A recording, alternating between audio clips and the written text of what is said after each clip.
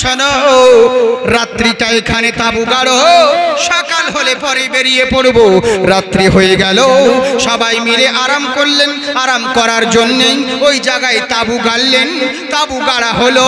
তাবু গাড়ার পরে সবাই মিলে তাবুর ভিতরে যখন প্রবেশ করতে আছেন, আমার নবী দুইজন সাহাবীকে দাড়ি গার করিয়ে দিলেন। বলে আমার সাহাবী শোনো, বলে ইয়া রাসূলুল্লাহ, নবী গো, ফিদাকা বিয়া উম্মি, আপনার পদতলে আমাদের পিতামাতা কুরবান হয়ে যাক। কিসের জন্য দাঁড়াচ্ছেন, দাঁড় করাচ্ছেন বলুন? আমার নবী বললেন শোনো, এখানে মরুভূমি এলাকা, কাফেরদের উৎপাত হতে পারে, ইহুদিদের অত্যাচার হতে পারে, বেঈমানদের আক্রমণের ভয় হতে পারে, তাই সবাই ঘুমোলে হবে না, সবাই আরাম করবে। আজকে তোমরা দুজন মিলে পাহারা দিবে, তোমাদের আরাম করা যাবে না, তোমরা দুজন মিলে পাহারা দিবে। বলে ঠিক আছে, তাই হবে। আমার কথা বুঝতে পারছেন তো আপনারা? হ্যাঁ হ্যাঁ হ্যাঁ, মানে আমি একটু সুরও করি তো, আর একটু স্পিডেও বলি, চিন্তার কোনো কারণ নেই। মন দিয়ে শুনুন, আমার সাহাবায়ে কেরামরা তাবু গাড়লেন, তাবুর ভিতরে আরাম ফরমাতে আছেন। আমার নবী বলছেন শোনো, সবাই আরাম করবে, তোমরা দুইজন আরাম করবে না, পাহারা দিবে। আহারে চিন্তা করে দেখুন, এবার করলোটা কি? দুইজন সাহাবী আমার, একজনের নাম হলো হযরতে আম্মার বিন ইয়াসির, আর একজনের নাম হযরতে আব্বাদ বিন বিশর রাদিয়াল্লাহু তাআলা আনহু। দুইজন সাহাবী আমার, দুজন মিলে বাইরে দাঁড়িয়ে পাহারা দিতে আছেন, সবাই আরাম ফরমাতে আছেন। এখন সময় দুজনের মনে চিন্তা চলে এলো, হায় রে হায়, কি করব রে, এ তো ভারী সমস্যায় পড়ে গেলাম। দুইজনে এখানে রয়েছি, আশেপাশে কোনো কিছুই বিপদ সংকেত নেই, এখানে কোনো কাফেরের উৎপাত দেখছি না, এখানে কোনো বেঈমানের আক্রমণ ভয় দেখছি না, বিপদ কোনো সংকেত দেখছি না, অথচ এই জায়গায় আমাকে পাহারা দিতে হবে, কিন্তু নবীর হুকুম পালন করতে হবে। ওরে মুসলমান তো তারাই, মুসলমান হলো মরা মানুষের মতন, মৃত্যু ব্যক্তিকে ঠান্ডা পানি দিয়ে গোসল করলেও কিছু বলবে না, গরম পানি দিয়েও গোসল করালে কিছু বলবে না। মুসলমান ওই রকম হতে হবে। মুসলমান যদি তুমি হও, আল্লাহর হুকুম যখন হয়ে যাবে, মাথা পেতে তোমাকে মেনে নিতে হবে। এবার করলোটা কি? সাহাবায়ে কেরামরা নবীর হুকুমের কাছে বাধ্য, নবী বলেছেন পাহারা দিতে হবে, তাই দুজন মিলেই পাহারা দিতে আছেন। এখনো সময় দুজনের মধ্যে আলোচনা আরম্ভ হলো। দুইজন সাহাবীদের মধ্যে যুক্তি করলেন। আচ্ছা, ইমদাদুল হক 400 টাকা, সুবহানাল্লাহ। এদান ইমদাদুল ভাই আমার 400 টাকা দিয়েছেন, আল্লাহ তুমি তার নেকদানকে কবুল করো। দুইজন মিলে ইরাদের যুক্তি শুরু করলো। বলে কি? একজন বলছে অপর সাহাবীকে বলছেন, মন দিয়ে শুনুন বাবজি, অন্তরের কান লাগিয়ে শুনুন। একজন সাহাবী, দুজন মিলে আলোচনা করছেন, আচ্ছা ভাই, এখানে তো কাফের বেঈমানের উৎপাত দেখছি না, তো নবী যখন বলেছে পাহারা দিতে, তো এক কাজ করলে কেমন হয়? বলে কি? বলে অর্ধেক রাত্রিটা তুমি পাহারা দাও, এখন আমি ঘুমোচ্ছি, তারপরে তোমাকে জাগিয়ে দেব, তুমি আমাকে জাগিয়ে দিবে, আমি উঠে পাহারা দিব, বাকি অর্ধেক রাত্রিটা তুমি ঘুমোবে, কেমন হয়? বলে হ্যাঁ, তাহলে ভালোই হলো, দুইজনের ঘুমোনোটাও হবে, রাত্রি পাহারা দেওয়াও হবে, ভালোই কথা, এক ঢেলে দুই পাখি, বুঝেছেন?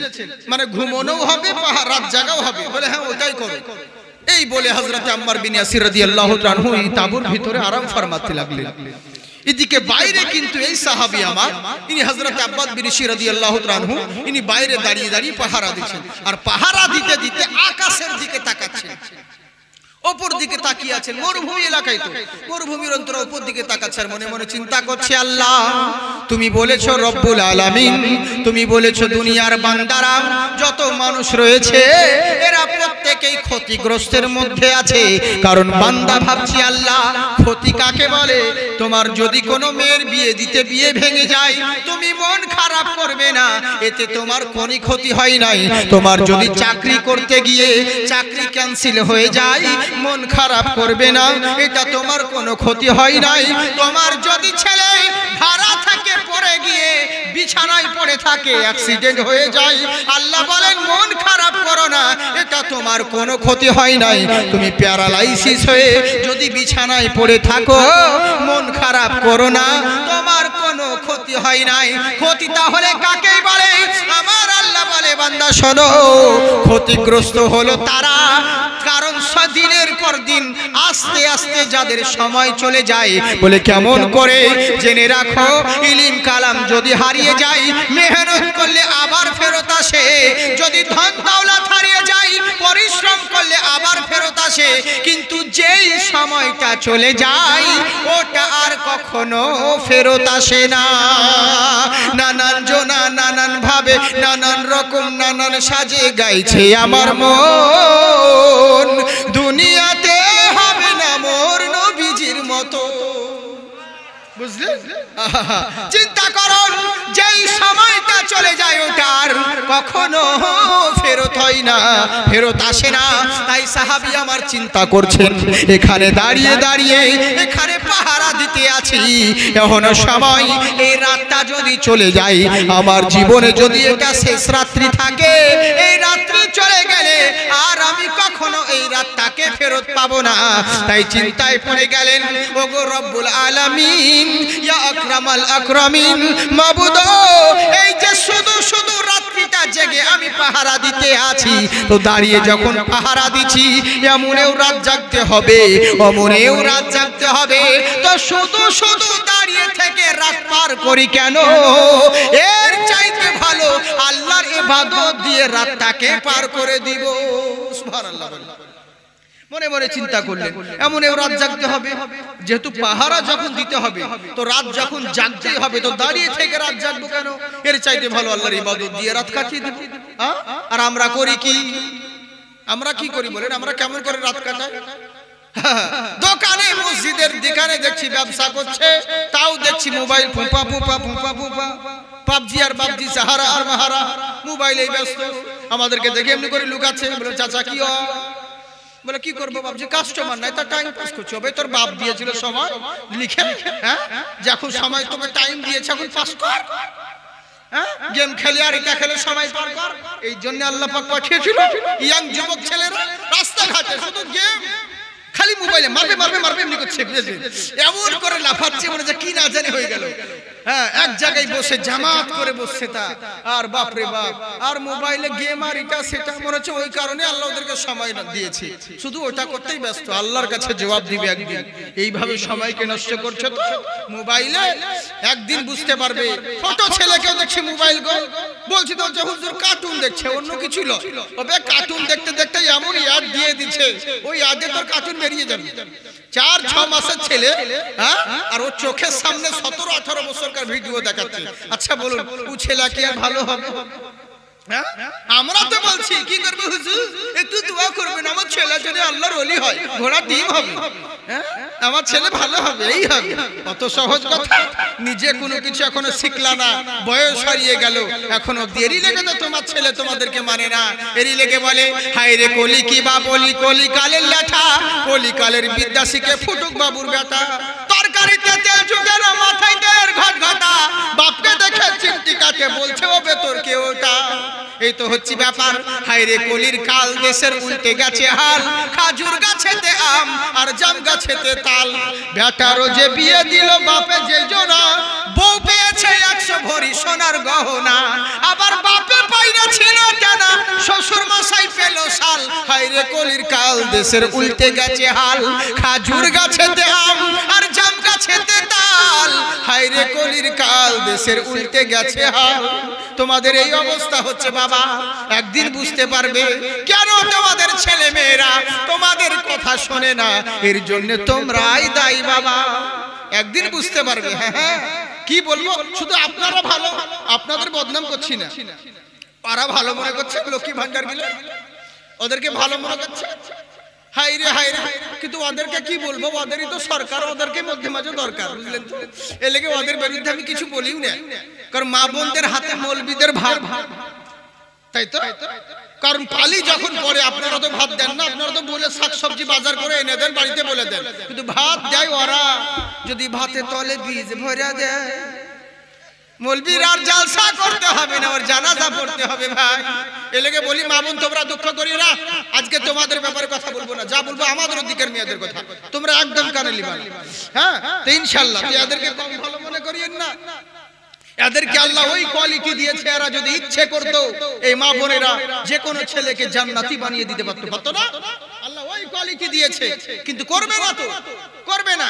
আজকাল যে কোনো একটা মেয়েকে দেখবেন, বলেন একটা ছেলে, আল্লাহ ওই কোয়ালিটি দিয়েছে মেয়েদেরকে, মেয়েরা যে কোনো ছেলেকে ইচ্ছে করলে জান্নাতের পথে নিয়ে যেতে পারে, ইচ্ছে করলে জাহান্নামের পথে নিয়ে যেতে পারে, কারণ ছেলেরা ওদেরকে বেশি গ্রাহ্য করে। হ্যাঁ, ওকে যদি এখনই কোনো মেয়ে বলে আজ রাত 11টার সময় তোমার সঙ্গে কথা আছে, একটু বাড়ির পিছনে দেখা করবে, ওকে 11টা টাইম দিয়েছে, সারা 10টা থেকে জানলা ধরে বসে আছে, জানালা ধরে বসে আছে, আর পিছনে বাঁশের ঝাড়, বাঁশ গাছ, মশাই কামড়াচ্ছে, কিন্তু কিছু বলছে না, কারণ দেখছে হ্যাঁ করে শব্দ করতে গেলে বাড়িওয়ালা জেগে যাবে, ওই লেগে কিছু বলছে না, জানলা ধরে বসে আছে, বলছে গনিমতের মাল যত খাবি খেয়ালে রক্ত, আজ কিচ্ছু বলবো না, জানলা ধরে বসে আছে। 11টার সময় মেয়েটা জানলা খুলে শুধু একটা কথা বলেছে, আই লাভ ইউ, বাস, এর আর ঘুম না, বালিশ নিয়ে শুধু মাথা করছে। আর বিয়ের পরে ওই মেয়েটাই যদি বলে ওগো তোমার সঙ্গে একটু কথা আছে, হ্যাঁ চল ঘুমা, সারাদিন ক্লান্ত হয়ে আসছে, কাজ করে কর্মকার করছে, গল্প করবে এখন, এই তো হচ্ছে ব্যাপার। যেটা আগে করা দরকার সেটা পরে করছে। বেনামি 100 টাকা। আচ্ছা, যারা খিচুড়ি খাবেন না তারা কিন্তু যাবেন না, আর যারা খিচুড়ি খাবেন তারা কিন্তু খেয়ে আসবেন, বুঝলেন তো? খিচুড়ি খেয়ে আসবে। আমি একটা খিচুড়ি, আমারও গজল আছে, বুঝলেন তো? হ্যাঁ ইনশাআল্লাহ বলবো। হ্যাঁ হ্যাঁ এখনই বলবো, পয়সা দাও। আমাকে কেউ 1 পয়সা দিলে না গো, যাক ইনশাআল্লাহ অসুবিধা নেই, বলবো সোনামুখী। তো যাকগে তেরি লেগে বলছি, হ্যাঁ সোনামুখী তোমাদেরও খিচুড়ি আছে, তোমরা খিচুড়ি খেয়ে আসবে, চিন্তার কোনো কারণ নেই। তো যাকগে তেরি লেগে বলছি, তোমরা ওই কোয়ালিটি আল্লাহ পাক তোমাদেরকে দিয়েছে, তোমরা চেষ্টা করবে যে কোনো ছেলেদেরকে, যে তোমার কথায় যেন কোনো ছেলে নামাজি হয়, তোমার কথায় যেন পরেশগার হয়, ওটা না করে উল্টো পাল্টার দিকে ধ্যান করছো, এরকম করো না সোনা, আল্লাহর কাছে জবাব দিতে হবে। হ্যাঁ খালি লড়ো লোককে সাজুন গুজুন দেখাচ্ছ, মেলাতে তোমার কোন ভাসুর ঘুরি বেড়াচ্ছে? নিজের স্বামীর সামনে ওই পেচিহুন থাকবা, আল্লাহ লড়ো লোকের সামনে মেলাতে সে সাজুন গুজুন করবা। যদি এরকম সাজুন গুজুন যতটা বাইরে করে বেড়াও, এরকম যদি নিজের বাড়িতে করতে, নিজের স্বামীকে দেখাতে, একটাও স্বামী কখনো অন্য মেয়ের দিকে তাকাতো না। তাকাতো কি বা? দেখতোই না, বলতো আমারই ঘরে সুন্দরী, কিন্তু দেখছে কেন? কারণ ঘরে পেঁচি ঢুকে আছে, তাহলে বাইরেও ভালো দেখছে, বুঝলেন? এই তো হচ্ছে ব্যাপার। যা সোনামুখী তোমাদেরকে ওই কোয়ালিটি দিয়েছে, তোমরা চেষ্টা করবে যে কোনো ছেলেদেরকে ভালো বানানোর, কিন্তু খারাপের পথের দিকে নিয়ে আসিও না। আর ছেলেদেরকেও বলবো শোনা, তোমরা বিয়ের আগে যেটা করার দরকার সেটা করছো পরে, আর যেটা পরে করার দরকার সেটা করছো আগে, এরকম করিও না, বুঝলে? এরকম করিও না, আল্লাহকে জবাব দিতে হবে। যাই হোক, আমাকে নবী পাকের জিকির সুন্দর আচ্ছা लगता है, बोलो ना मोहम्मद बोल बड़ा सच्चा लगता है। খিচড়ি শোনাচ্ছি, প্রথমেই বলে দেন সুবহানাল্লাহ। আমাকে নবী পাকের জিকির সুন্দর আচ্ছা लगता है, बोलो ना मोहम्मद बोल बड़ा सच्चा लगता है। वहाँ भी तेरा कहना है खुदा झूठ बोल सकता है, वहाँ भी तेरा कहना है खुदा झूठ बोल सकता है। अरे बंदा लय तुई बंदा लय बड़ा गंदा लगता है। আমাকে নবী পাকের জিকির সুন্দর আচ্ছা लगता है। ওয়াহাবি তোরা কি খাবি, নবীজির হাতেতে সবই, তাই তো? ওয়াহাবি তোরা কি খাবি, নবীজির হাতেতে সবই, নবীজির হাতেতে সবই। তোরা মন যাবি যদি বল কাঞ্চনজঙ্ঘা लगता है। আমাকে নবী পাকের জিকির সুন্দর আচ্ছা लगता है। তাই শুনে রাখো, দুনিয়ার বুকে থাকাকালীন অযথা সময় নষ্ট করো না, যেই সময়টা চলে যাবে ওই সময় আর ফেরত পাবে না। তাই আমার সাহাবী চিন্তা করলেন, এমনেও রাত জাগতে হবে, এমনেও রাত কাটাতে হবে, শুধু শুধু দাঁড়িয়ে থেকে রাত পার করব না, এর চাইতে ভালো আল্লাহর ইবাদত দিয়ে রাত কাটাবো। এই বলে আল্লাহু আকবার বলে সাহাবী আমার নামাজে দাঁড়িয়ে গেলেন। আল্লাহু আকবার বলে নামাজে দাঁড়িয়ে আছেন, এদিকে দূর থেকে একটা ইহুদি বেঈমান ফলো করতে আছে। কি ব্যাপার রে? ওই জায়গায় ওটাকে দাঁড়িয়ে, ওটা মানুষ, না কোনো খুঁটি না কোনো গাছ, মরুভূমি এলাকায় তাবু গাড়া রয়েছে। আর তাবুর বাইরে ওটা খুঁটি দাঁড়িয়ে আছে, না কোনো গাছ দাঁড়িয়ে আছে, না কোনো মানুষ দাঁড়িয়ে আছে, ওটা তো বুঝতে পারছি না। এই জন্য ইহুদি অবাক হয়ে গেল। আসলে উনি নামাজে দাঁড়িয়েছিলেন, তো নামাজে দাঁড়িয়ে আছেন, নড়ে না চড়ে না, লেগে চিন্তা করছে ওটা গাছ না খুঁটি না মানুষ। আমাদের মতো তো লয়, একবার নামাজে দাঁড়িয়ে গোটাই সব দিক ওদিক দেখে। আমরা তো নামাজ পড়তে করে শিখলাম না গো। হ্যাঁ, অনেক মানুষ বয়স্ক হয়ে গেছে, নামাজই জানি না। অনেক বয়স হয়ে গেছে, নামাজ জানে না। ঝাড়খণ্ডের মসজিদে জানে, দুজনে মিলে দুজনে জালসা শুনতে গিয়ে দেখছে দুজনই নামাজ পড়ায়। তো দুজন মিলে এবার গিয়েছে মসজিদে, দেখছে কেউ তো না, আমরা দুজনেই পড়াইলি। তো বলছে চাচা তুমি পড়াও, বলছে চাচা তুমি পড়াও। এমনি করে দুজনে যাই হোক আল্লাহু আকবার বলে নিয়াত করেছে। 10 মিনিট হয়ে গেল, 15 মিনিট হয়ে গেল, কেউ আর রুকুতে যায় না। মানে ই ভাবছে ও পড়াচ্ছে, ও ভাবছে ই পড়াচ্ছে, বুঝলেন? এই হচ্ছে অবস্থা। হায়রে হায়রে নামাজের কীর্তি, বুঝলেন? এ কামও তো শিখলাম না, নামাজও শিখলাম না, যে যা ইচ্ছা। কি আর বলবো, হ্যাঁ, এত দিন হয়ে গেল, বয়স হয়ে যাচ্ছে, কেউ নামাজও শিখলো না। হ্যাঁ, যদি মৌলভী সাহেবের মাগরিবের নামাজ পড়ে ধরুন গিয়েছে, কোন রকম নামাজের মধ্যে ভুল ছিল, সহজ সেজদা করেছে, এবার মৌলভী সাহেব বাড়ি চলে গেছে, এশার নামাজ কে পড়াবে না? তো মুন্না, মুন্না তুই পড়ারে, তুই মাদ্রাসায় পড়াচ্ছি কিছুদিন। এবার মুন্না এশার নামাজ পড়াতে গিয়ে তাহলে ও সহজ সেজদা করেছে। এবার সহজ সেজদা করার পরে এবার ওকে জিজ্ঞাসা করছে, হবে মুন্না তুই তো ইন্না তাইনার কুল আল্লাহ দিয়ে নামাজ পড়লি, তোর তো ভুল কোন জায়গায় দেখলাম না, তা সহজ সেজদা কেন করলি? মৌলভী করলো তখন কিছু বললাম না, আমার পিছনে লেগে গেলা। মানে মৌলভীও সহজ সেজদা করলো, কই আমাকে, ওকে কিছু বললাম না, আমাকে করলাম। এই হচ্ছে ব্যাপার, বুঝতে পারলেন তো? মানে যুগের অবস্থা কেমন, চিন্তা করুন। আসল জিনিস কেউ কিছু জানে না, হ্যাঁ, যে যা ইচ্ছে তাই। আর আমরা মুসলমান তাই হয়ে আছি, নামাজ রোজা তো ধার ধারি না, ও কোন রকম শুধু জুম্মার দিন জবরদস্তি, নিয়ত জানি না, মন চাই না, তো শুধু মানে ইচ্ছার বাইরে নামাজ পড়তে যাইতে হয়। মিসকল মাত্র আল্লাহ আমি নামাজ পড়বো না, লোকে আমায় ছাড়বে না, যা করবি কর, সব দিলাম মৌলবীর উপরে ভার, আল্লাহু আকবার। এই তো হচ্ছে নামাজ। হ্যাঁ, ওকে নামাজ বলে না সোনা, ওরকম নামাজ পড়লে হবে না। হ্যাঁ, নামাজের মধ্যে তো দেশের সব খবর নিয়ে নিলে, কিন্তু আসল কথাটা হচ্ছে আমরা আর একটা কথা বলি, নামাজ সকলের জন্যই ফরজ, সকলকেই নামাজ আদায় করতে হবে, ও বক্তা হোক আর তক্তা হোক আর যে হোক, বুঝলে?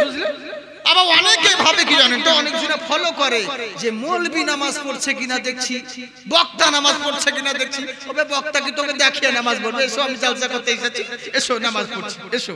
হ্যাঁ, তোর হুঁশ নাই যে মুসাফির মানুষকে কখন কোন দিকে যাই না যাই, এরকম বহুজনা বহু রকম আছে। বাপ কাউরি বাপ লয়, ও আলিম হোক আর যে হোক, প্রত্যেকের হিসাব হবে, কিন্তু নিজের নিজের আমল ঠিক করুন। বাপজি সোনামুখী, কিন্তু কাকে বলবো দুঃখের কথা, আমরাই তো আমাদের নয়। কি নাম? কালু, হাবিবুর কা 500, কালু 500, আর একজনা বাপের নাম, আর একজনা ভাইয়ের নাম, যে যা দিয়েছে দিকে इंशाल्लाह दिवे माशाल्लाह सुभान अल्लाह। चले हो भैया गमर हो जाई, माशाल्लाह बोलबो बोलबो এখন ওয়েটিং এ রাখছি। হ্যাঁ, মাশাআল্লাহ সুবহানাল্লাহ সুবহানাল্লাহ। আল্লাহ আপনাদের জিন্দাবাদ রাখুক, আবাদ রাখুক। তাই এই কারণে বলছি সোনামুখী, যাই করুন না কেন, কিন্তু কমসে কম নামাজটা পড়বেন।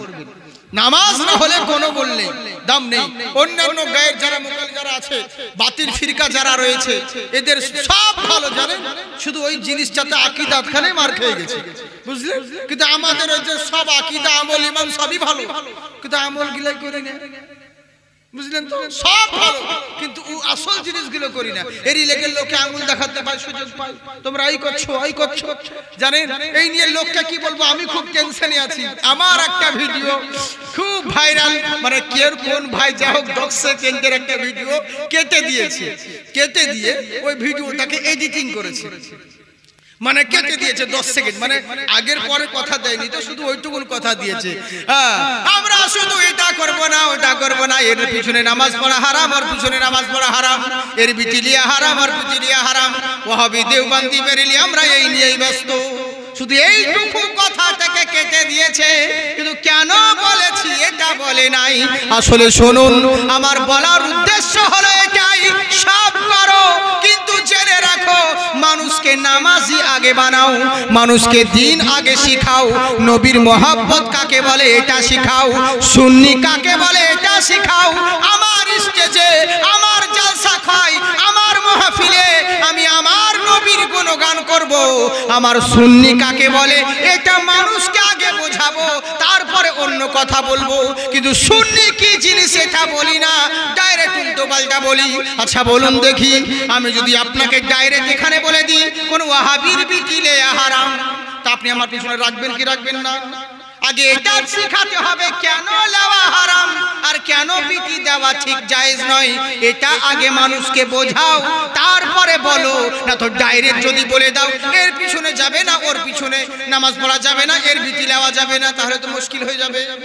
তাই তো বাবজি, আগে কেন নেওয়া যাবে না সেই জিনিসগুলো মানুষকে বোঝাও। হঠাৎ করে আমাদেরকে প্রশ্ন করে ফেলে, আরে আমরা কি মুফতি? হ্যাঁ, বড় বড় উলামায়ে কেরামরা আছেন, মুফতি সাহেবরা আছে, তিনাদেরকে প্রশ্ন করবে, এই হচ্ছে ব্যাপার। তো হঠাৎ করে যদি বলে দিয়ে এটা করা যাবে না, মানুষকে তো ভাবা দরকার।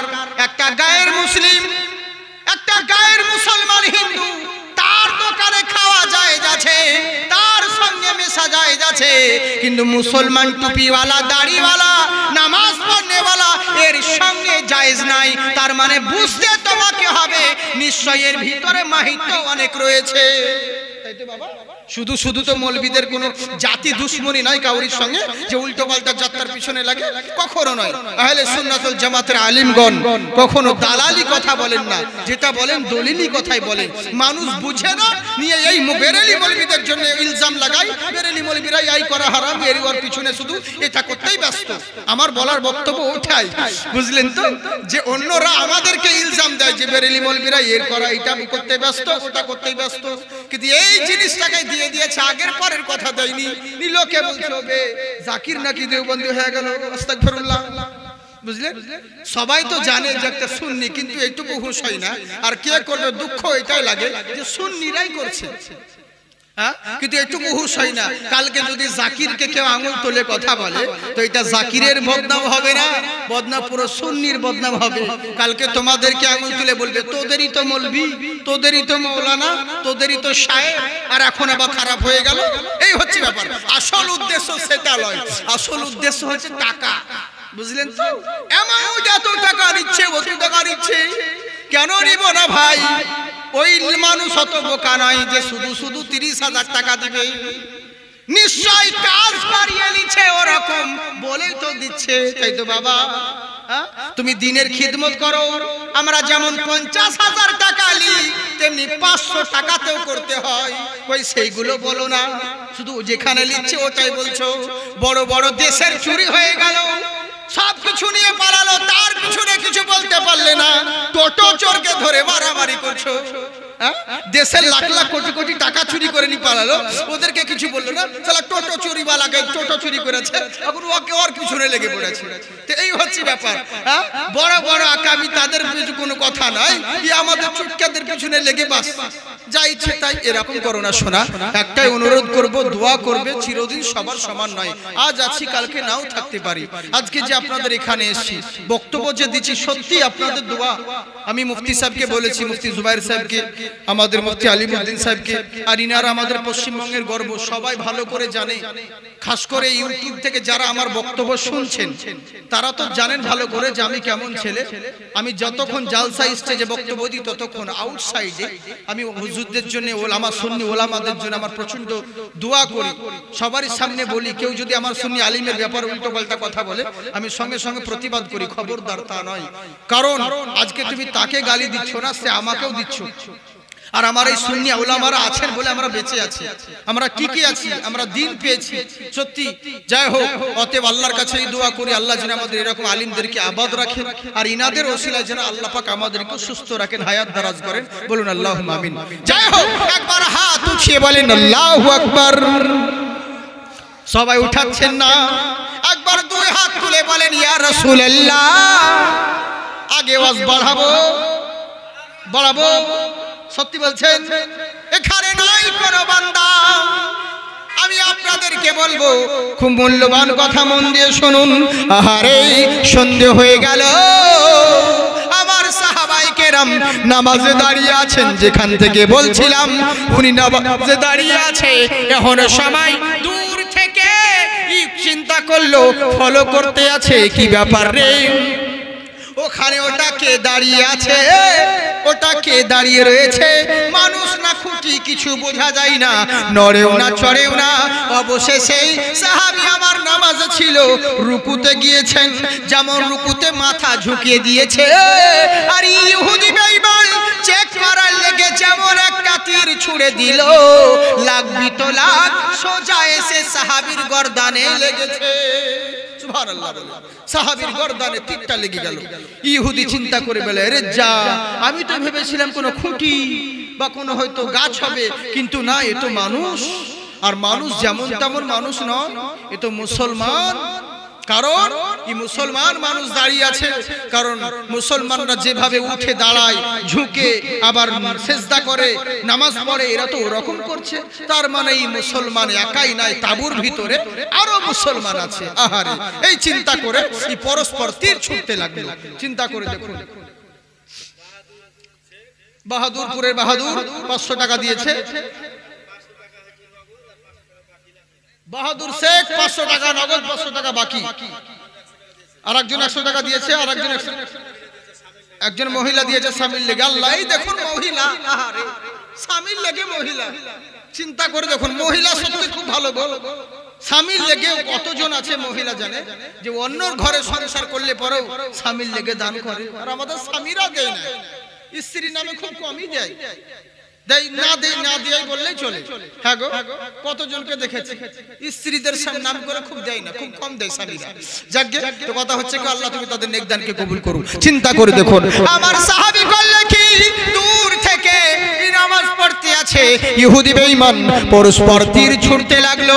যখন তীর মারতে লেগেছে, বলল মারতে লেগেছে, এহর সময় করলোটা কি, তীর ছুঁড়তে লেগেছে। সাহাবীর আমার পিঠে তীর লাগে, কোন তীর পেটে লাগে, কোন তীর গর্দানে লাগে, কিন্তু নামাজ ছাড়ে না।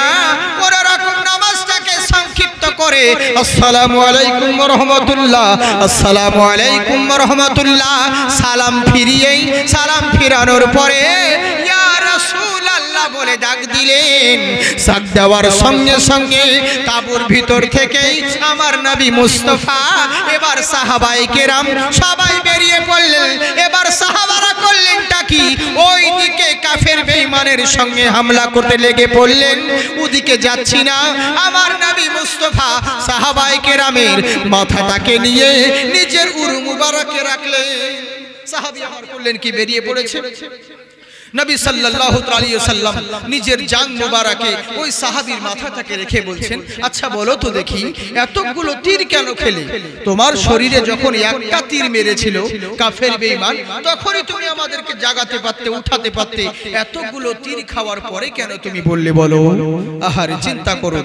আমার সাহাবী বলছে, হুজুর আপনি ঠিকই বলেছেন, কিন্তু হুজুর শুনুন, আপনি আমাদেরকে বলেছিলেন পাহারা দিতে, মনে মনে চিন্তা করলাম এমনও রাত জাগতে হবে, এখানে কোনো কাফের বেঈমানের উৎপাত দেখছিলাম না, কোনো ভয় দেখছিলাম না, তাই মনে মনে চিন্তা করলাম রাত্রি যখন জাগতেই হবে, রাত্রি জেগে যখন কাটাতেই হবে, তো শুধু শুধু দাঁড়িয়ে থেকে রাত জাগাই কেন? এর চাইতে ভালো আল্লাহর ইবাদত দিয়ে রাত কাটাবো। এর জন্যই আমি আল্লাহু আকবার বলে 2 রাকাত নামাজে দাঁড়িয়েছিলাম, আর এই সুযোগে কাফের আমাকে তীর মেরে দিয়েছে। আমার নবী বলেন, ঠিক আছে তোমাকে তীর মারলো, কিন্তু একটা যখন তীর মেরেছিল নবী নামাজ ছেড়ে দিয়ে আমাকে ডাকতে পারতে, একটা যখন তীর মেরেছিল নামাজটাকে ছেড়ে দিয়ে আমাকে ডাকতে পারতে, এতগুলো তীর খাওয়ার পরে কেন ডাকলে? আমার সাহাবী বলছে, হুজুর আপনি ঠিকই বলেছেন,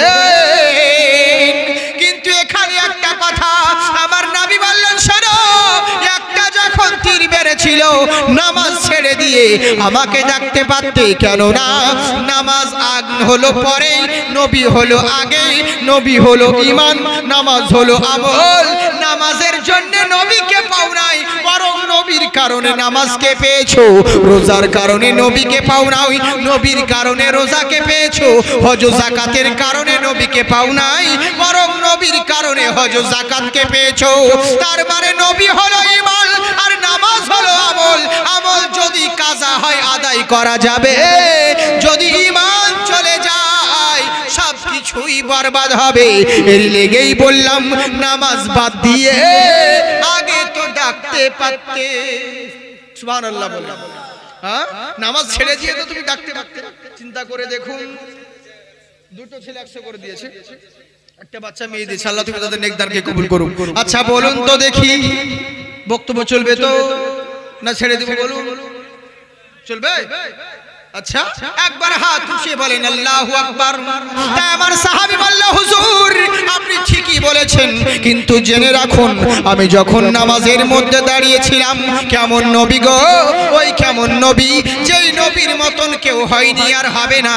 উনি এমন নবী, ওম অন্তিম মহারিষি উচ্চালম পধারিত সর্বেষ্টমী, ওম জয়ন্তী মঙ্গলা কালী ভদ্রকালিনী স্তুতে, ওম দুর্গেষ্টমী মহালক্ষ্মী পূর্মি দয়োহা। পৃথিবীর বুকে হে বৎসরা এমন একজন অন্তিম মহারিষি জন্মগ্রহণ করবে, এমন বক্তব্য দিয়েছি। ছেলা থেকে আবার পালিয়েছে, যে দেখো হ্যাঁ তাই তো জিন্দাবাদ থাকুন। জাকির সব পারে, আল্লাহ কোয়ালিটি হাজার রকম দিয়েছে, বুঝলেন কথাটা সত্যি। এরই জন্য অত সহজ কথা, আল্লাহ এক একজনকে এক একটা কোয়ালিটি দিয়েছে, সবার দ্বারা সবকিছু কাজ হয় না, খালি পয়সা দেখে চলিও না, বুঝলেন?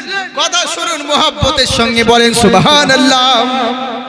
কেমন নবী চিন্তা করো, উনি এমন নবী গো, উনার মতন কেউ হয়নি আর হবে না। ওই এমন মহান ঋষি, উনার আদর্শ, উনার ডাকে যদি সাড়া দিতে পারো, ওম অন্তিম মহারিষি উচ্চালম পধারিত সর্বেষ্টমী ভূমণ্ডলী, পৃথিবীর বুকে। এটাও একটা কথা বলে রাখি, জালসা মঞ্চে বেদ পুরাণের পণ্ডিতের দরকার নাই। বেদ পুরাণ জানলো বলে বিশাল বড় বক্তা হয়ে গেল, এটা জরুরি নয়। জালসা মঞ্চে কোরআন হাদিসের পণ্ডিতের জরুরি বেশি। জালসা মঞ্চে কোরআন হাদিসের পণ্ডিতের দরকার বেশি, শুধু বেদ পুরাণ পড়লেই যে বিশাল কিছু তা নয়। আর আমাদের তো এখন হয়ে গেছে তাই, দু চারটা হাগামতার ফতোয়া দিলে মুফতি সাহেব হয়ে যায়, দু চারটে নাচ গজল গাইলে শায়রে ইসলাম হয়ে যায়, দু চারটা অঙ্গং চং করে দিলে চতুর্বেদী হওয়া যায়। কিন্তু অত সহজ নয় ভাই। যেদিন বাটাম পড়বে সেই দিন বুঝতে পারবে তোমার কোন দিককার বেদ কোন দিকে ঢুকে যাবে। হ্যাঁ এখন ডিজিটাল যুগ, অত সহজ কথা নয়। হ্যাঁ এলেগে বলছি, মন দিয়ে শোনো কি বলছে শোনো। ওম অন্তিম মহারিষি উচ্চালম পধারিত সর্বেষ্টমী, ওম ভুনারতম ভুনারেশ্বরী, পৃথিবীর বুকে হে বৎসরা ওই এমন মহান ঋষি জন্মগ্রহণ করবে, উনি প্রত্যেকটা মানুষকে উচ্চালম পরাপ শান্তি, উচ্চ স্বরে উচ্চ আওয়াজে কল্যাণের জন্য ডাক দিবে, শান্তির জন্য ডাক দিবে। উনার ডাকে যদি সাড়া দিতে পারো তাহলে লাভবান হবে। আর উনার ডাক বাদ দিয়ে যদি নিজের মন মতন চলো, তুমি মনে করবে আমি লাভবান হচ্ছি, কিন্তু না, এখানেও বরবাদ হবে, ওখানেও নরকে যাবে। বিশ্ব জগৎ ঘুরলে যার জোড়া পাবে না, আমার নবীর মতো আর নবী হবে না। সুবহানাল্লাহ বলো না, জানি কেউ পয়সা দিবে না। মোহাব্বতের সঙ্গে বলেন সুবহানাল্লাহ। তাহলে বলবো তো শুনবেন, বলছে সেই নবী মুস্তাফার আমরা উম্মত হয়েছি। আহারে কেমন নবী চিন্তা করো, ওই নবীর জন্য আমরা কত ভাগ্যবান, ওই নবীর উম্মত হতে পেরেছি। যেই নবীর জন্য গায়ের মুসলিম পর্যন্ত বলতে বাধ্য ওই নবীর মতন কেউ হয়নি আর হবে না। বলে কেমন করে হেরিচার্য সর্বদং মুহাম্মাদা, পৃথিবীর বুকে ওই যে এমন মহামানব আবির্ভূত হবে। হে বৎসরা, নিজের সম্মান যদি বাড়াতে চাও, নিজের যদি মান সম্মান কামাতে চাও, নিজে যদি লোকের কাছে সাফল্য মণ্ডিত হতে চাও, তাহলে একটা কাজ করো, হেরিচার্য ওম নমো নমঃ, ওই যে মহামানব আবির্ভূত হবে। এখানে একটা কথা আছে, ওম নমো নমঃ, এই নমো নমো হা থাকলে যে শুধু মহান নবীর কথা বলা হয়েছে এটা নয়, প্রত্যেকটা জিনিসের একটা মিনিং থাকা দরকার। যেই লাইনটাতে যেই কথাটা যার উদ্দেশ্যে বলা হবে তাকেই কাটানের কথা বলা হয়েছে। যেমন ধরুন ওম শ্রী রাম রাম হে মহালক্ষ্মম পদ্মময়ী মা সরসিত ওম নমো নমঃ, ওখানে ভগবান শ্রীরামচন্দ্রের কথা বলা হয়েছে। উনি এমন মহামানব, উনার আদর্শ উনার আখলাক হলো সবার চাইতে নিরালা। সেই শ্রীরামচন্দ্র বলছে, হে বৎসরা, তোমরা যদি কামিয়াবি সাকসেসফুল হতে চাও উনার গ্রন্থ থেকে, তাহলে কি করতে হবে? ওম হেরি চর্চন নমস্তুতে ওম নমো নমঃ। যার চর্চার কথা বলা হয়েছে ওই মহামানব, ওই মহান নবীর যদি চর্চা করতে পারো, দুনিয়ার বুকে তোমার চর্চা মহান স্রষ্টা বাড়িয়ে দিবে। তাই তো আমরা মৌলবীরা নবীর গুণগান করি, নবীর আলোচনা করি, নবীর চর্চা করি। এতে নবীর শান বাড়ে না, বরং নবীর শান বয়ান করে আমরা নিজেদের শান বাড়িয়ে নিই। আমরা তো নিজেদের সম্মান বাড়িয়ে নিই, নবীর শান বয়ান করি। তাই চিন্তা করুন, আপনাদেরকে বলছিলাম কথাটা কিন্তু এখনো শেষ হয়নি, এখনো আপনাদের কথাটা শেষ হয়নি, তবে তাড়াতাড়ি করে বলবো। আচ্ছা আচ্ছা আচ্ছা আচ্ছা, এই দেখেন আমার মিকাইল ভাই আমাকে লাস্ট 200 টাকা দিয়েছে। আল্লাহ অজান্তা বিবি, সুবহানাল্লাহ, অজান্তাও নাম আছে। হায় রে, নাম দেখুন কত সুন্দর নাম। আচ্ছা আল্লাহ, তুমি অজান্তা বিবিকে তুমি খাদিমের মতন নেকি দান করো, সুবহানাল্লাহ, খাদিমের মতন পপুলার করে দিও আল্লাহ, তুমি নেক দানকে কবুল করো, বলুন আল্লাহুম্মা আমিন। তাই এবার করলো কি, দুনিয়ার মুখে আমার সাহাবী বলছে, শোনো, আমি যখন নামাজ পড়তেছিলাম কাফের বেঈমান তীর মেরে দিয়েছিল। আমার নবী বলেন, নামাজ ছেড়ে দিয়ে তো ডাকতে পারতে, কেন ডাকলে না? আমার সাহাবী বলছে, ইয়া রাসূলুল্লাহ, নবী গো, আমি নামাজের মধ্যে সূরা রহমান তেলাওয়াত করতেছিলাম, এত মধুর লাগছিল, এত মজা লাগতেছিল, মনে হচ্ছিল জীবন চলে যায় তবু রাজি, বেঁচে থাকা কালিল আমি নামাজ ছাড়বো না। ও যখন থাকি দূরে দিশে হারা, এই হৃদয়ে লাগে বেদনা, নবী তোমায় কত ভালোবাসি, সেটা আমি ছাড়া কেউ জানে না। সুবহানাল্লাহ বলেন, মনে হয় আপনাদেরকে ভালো লাগে না? লাগছে? তাহলে সুবহানাল্লাহ বলেন, আমি তোমায় কত ভালোবাসি, সেটা আমি ছাড়া কেউ জানে না। বনের পশু ডাকে যখন বনে, তোমার ছবি ভাসে দুই নয়নে, আমি চেয়ে থাকি পূব আকাশে, লোকে দেখে আমায় শুধু হাসে, আমি কোথায় যাব খুঁজে পাবো, আমি হারিয়েছি আসল ঠিকানা, তোমায় ও নবী, তোমায় তোমায় কত ভালোবাসি, সেটা আমি ছাড়া কেউ জানে না। তাই বলছে হুজুর, মনে হচ্ছিল জীবন চলে যাবে, কিন্তু নামাজ আমি ছাড়বো না। আমার নবী বলেন, তাহলে কি তোমার নামাজ কমপ্লিট হয়ে গেছিল? আমার সাহাবা বলছে, হুজুর না। বলে, তাহলে কিসের জন্য নামাজ শেষ করলে? বলে, হুজুর মনের ভিতর খেয়াল চলে এলো, আমি যদি মরে যাই, আমি যদি শহীদ হয়ে যাই, আমি মরে গেলে ইসলামের কোনো ক্ষতি হবে না, আমি যদি শহীদ হয়ে যাই ইসলামের কোনো যায় আসে না, কিন্তু আমার কারণে যদি নবী মুস্তাফার গায়ে আঁচ রেখে যাই, কিয়ামতের দিন আমি জবাব দিতে পারবো না। তাই হুজুর এই খেয়াল মনে চলে এলো, বলে নামাজ ছাড়তে বাধ্য হলাম। তবে কসম আল্লাহর বলি, নবীর খেয়াল যদি মনে না আসতো, আমি মরে যেতাম, কিন্তু নামাজ ছাড়তাম না। আমি মরে যেতাম, কিন্তু নামাজ ছাড়তাম না। এরই জন্য বলে নানান জনা নানান ভাবে নানান রকম নানান সাজে গাইছে আমার মন, দুনিয়াতে হবে না মোর নবীজির মতো। আমার আল্লাহ রাব্বুল আলামিন বলে বান্দা শোনো, ওইরূপ তোমরা নবী মুস্তাফাকে ভালোবাসো, নবীকে রোল মডেল যদি বানাতে পারো, এখানেও কামিয়াবি হবে, ওখানেও জান্নাতি হবে।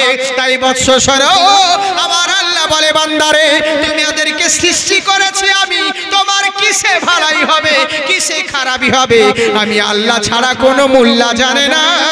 তাই তোমাদের নিকটে এমন একজন আইডিয়ালকে আমি পাঠিয়েছি, ওই নবী মুস্তাফা, তিনার আদর্শকে যদি ফলো করতে পারো, তিনার জিন্দেগিকে যদি ফলো করতে পারো, ও হিন্দু হোক আর খ্রিস্টান হোক, যে কোনো ধর্মাবলম্বী হোক না কেন, এখানেও কামিয়াবি হবে, ওখানেও জান্নাত পাবে। যাই হোক, আমি আপনাদের সম্মুখে আর বেশি বাড়াচ্ছি না, ইনশাআল্লাহ আমার পরেই আরো বক্তাগণ রয়েছেন, ইনশাআল্লাহ ওনাদের মূল্যবান বক্তব্য আপনাদেরকে শুনতে হবে। হায়াত বাকি তো মুলাকাত বাকি।